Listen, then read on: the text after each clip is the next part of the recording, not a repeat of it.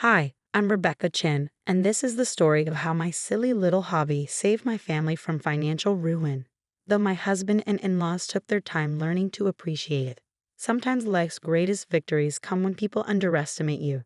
I should know, I've been underestimated my entire married life. I still remember the day I told my husband, Michael, that I wanted to start an online business. We were sitting in our kitchen, the one his parents had helped us buy in a suitable neighborhood for their son, the VP of Operations at Chen Industries. The morning sun streamed through the windows as I excitedly explained my business plan for curating luxury sustainable fashion boxes. Honey, he said, barely looking up from his Wall Street Journal, why don't you focus on planning the next charity gala instead? You're so good at that. His dismissive tone felt like a paper cut, small but stinging. My mother-in-law, Helen, who had the unfortunate habit of dropping by unannounced, chose that moment to sweep in. Online shopping, she scoffed, her perfectly manicured nails drumming against her designer handbag. Darling, we Chen women organize charity events and support our husbands. Leave business to the men. I wanted to remind her that before marrying Michael, I'd earned my MBA from Stanford. But in the Chen family, my degree was treated like an attractive accessory, nice to mention at parties, but not meant for actual use. That evening, after Michael left for another essential business dinner, I sat in my home office and launched my website anyway.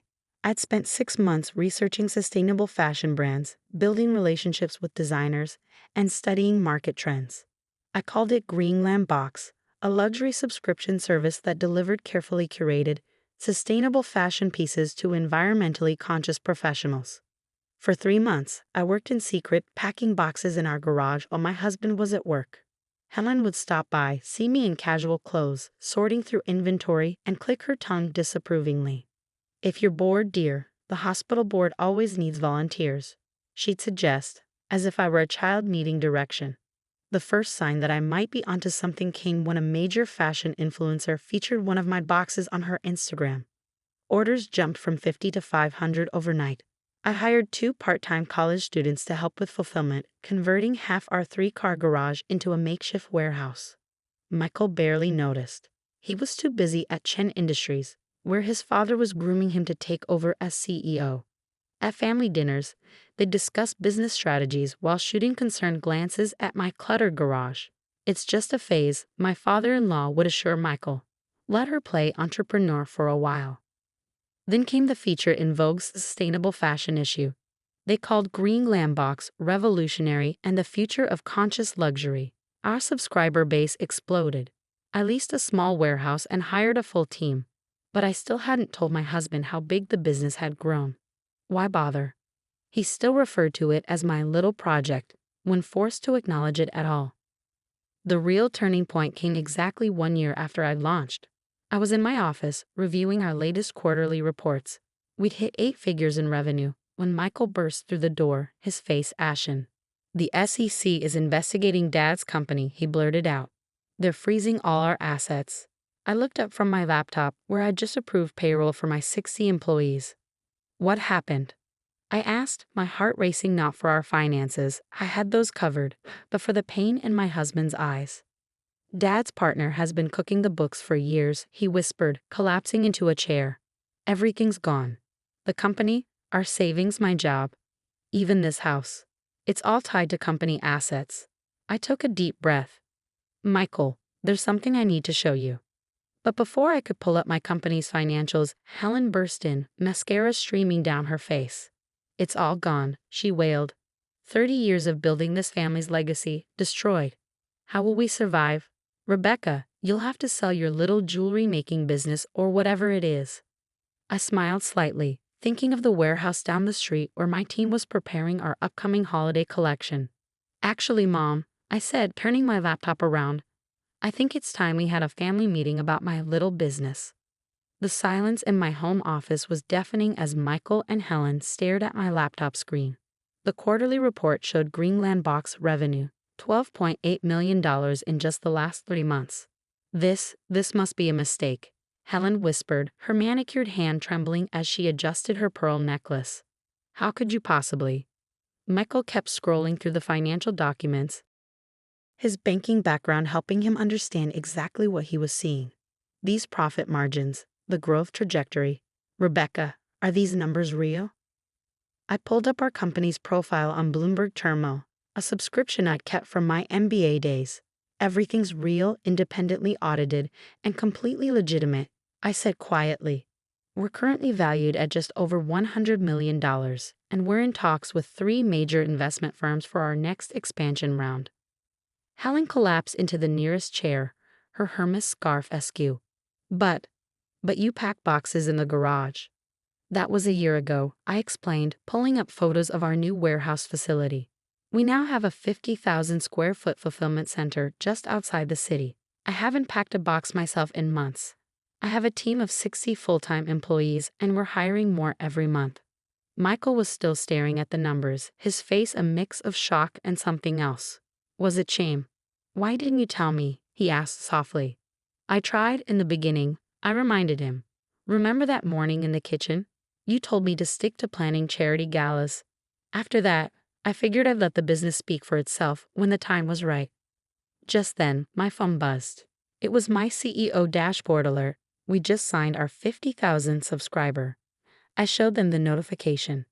Each subscriber pays between $200 and $500 per month for our curated boxes, I explained. We have partnerships with over 100 sustainable luxury brands worldwide. That cluttered garage you complained about, Mom? That was just the beginning.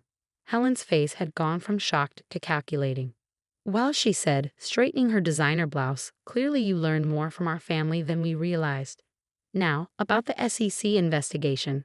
Perhaps we could discuss how your success might help the family situation. Mom. Michael interrupted, and I saw something shift in his eyes. For the first time in our marriage, he was seeing me, really seeing me. Not as his wife who needed to be humored, but as a business leader who'd built something remarkable. The SEC investigation, I said firmly, is serious, but I already called Sarah Jean. The Sarah Jean? Helen gasped. The corporate lawyer who handled the Maritech case. I nodded. She's an old Stanford friend. She'll be here tomorrow to review everything. And yes, I'll help with the legal fees. But I held up my hand as Helen's face brightened. There are conditions. Conditions? Helen's voice had a dangerous edge.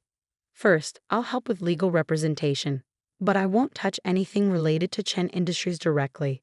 My company needs to stay completely separate from this situation. Michael nodded slowly. That's smart. Second, I continued, if we get through this, things need to change. No more dismissing my work. No more surprise visits to criticize how I spend my time. And Michael, I turned to my husband, no more letting your family dictate our life choices. The room fell silent again. Through the window, I could see the sun setting behind the city skyline. Somewhere out there, my warehouse was humming with activity, preparing tomorrow's shipments. I have a board meeting in an hour, I said, gathering my laptop. It's a video call with our investors in Singapore.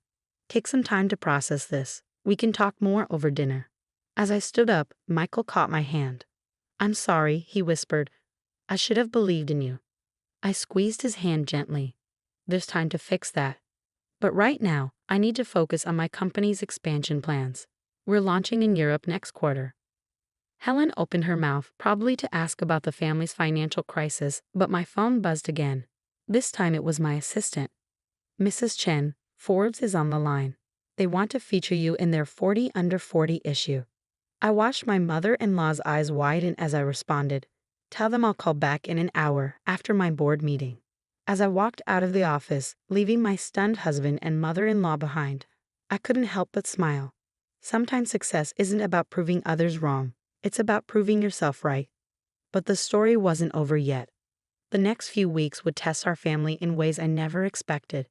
The next few weeks felt like living in a different reality. The same people who had dismissed my little hobby were now watching my every move with newfound interest. The family dynamics had shifted so dramatically, it was almost comical. Sarah Jean, my lawyer friend, took one look at Chen Industries books and grimaced. The good news is Michael and you are legally separate from the main issues, she explained during a late-night meeting in my office. The bad news? Your father-in-law is looking at serious charges. My throat tightened. Despite everything, I didn't want to see Michael's family destroyed. What can we do? With a good legal team, which they now have thanks to you, we can probably negotiate a settlement. But, she paused, reviewing more documents, Chen Industries is finished. There's no saving it. That night, I found Michael sitting in the dark in our kitchen. The same kitchen where he dismissed my business idea a year ago. I keep thinking, he said, staring into his untouched whiskey, about all the times I treated your work like it was nothing. How did you not hate me? I sat down beside him. Because I didn't build Green Glam to prove you wrong. I built it because I believed in it. The next morning, Helen arrived, but this time she called first. Her designer clothes looked somehow deflated. Her perfect makeup couldn't hide her exhaustion. Rebecca, she said formally, I owe you an apology. Several, actually. I made us both coffee, real coffee, not the expensive imported blend she usually insisted on. You don't owe me anything, Mom, but I'd like us to start over. Her hands trembled around the coffee mug. Chen Industries was our whole world, she whispered. Now I don't know who we are anymore. You're still family, I said firmly. That hasn't changed. Over the next month, things moved quickly. My father-in-law agreed to a plea deal that kept him out of prison but required significant financial restitution. Chen Industries was dissolved. And through it all, I watched my husband rediscover himself. I want to learn, Michael told me one evening after sitting in on one of my team meetings. Not just about the business, but about who you are as a leader. If you'll let me. I did better than that. I created a position for him, not in management, but in our sustainability department, where he could learn the business from the ground up. His finance background proved invaluable as we expanded into Europe. But more importantly, I saw him come alive in ways his father's company had never allowed. Helen, surprisingly, found her own path. After the dust settled, she approached me with an idea. Your customers care about sustainability, she said hesitantly. What if we created a foundation? Use your platform to fund environmental initiatives? 6 months later, the Chen Green Initiative launched with Helen as its director. All those years of charity gala planning finally found a meaningful purpose. A woman who once criticized my cluttered garage was now passionately discussing carbon footprints and sustainable manufacturing with my board members. Today, Green Glam Box is valued at over $500 million. We have offices in 12 countries, and our subscriber base has grown to over 200,000. But the real success story isn't in the numbers. Last week, we had a family dinner, not in a fancy restaurant, but in our kitchen. Helen brought homemade dumplings, a skill she'd recently decided to relearn, and Michael excitedly shared updates about our new recycling program. Remember when you said Chen women support their husbands? I asked Helen as we cleaned up afterward. She laughed, a real laugh, not her old society titter. Well, Michael's certainly supporting you beautifully, and doing a fantastic job of it. Michael wrapped his arms around me from behind. Best decision I ever made, he said, kissing my cheek, though I still can't believe it took me so long to see what was right in front of me. This morning, I received an email from a young entrepreneur asking for advice. She wrote about how her family doesn't believe in her vision, how they want her to take a safe corporate job instead. My response was simple. Build it anyway. Not to prove them wrong, but to prove yourself right. And remember, sometimes the people who dismiss your dreams just need time to wake up to your reality. As I sit in my office, looking at the photos on my wall, my team, my family, the garage where it all started, I can't help but smile. The journey wasn't about revenge or proving anyone wrong. It was about staying true to your vision, even when no one else can see it. And sometimes the best part isn't the success itself, but watching the people who dismissed you grow into better versions of themselves when they finally open their eyes to what's possible. My mother-in-law still drops by unannounced sometimes. But now, instead of criticism, she brings ideas. Instead of judgment, she brings hope. And really, isn't that the greatest transformation of all? They say success is the best revenge, but I've learned it's not about revenge at all. It's about growth, not just your own, but the growth you inspire in others, even the ones who never believed in you in the first place. As for that garage where I started, I kept it exactly as it is, cluttered boxes and all. Sometimes, when I need inspiration, I go there and remember where it all began. Because sometimes the biggest dreams start in the smallest spaces, and the greatest victories come from the moments when everyone else says you can't.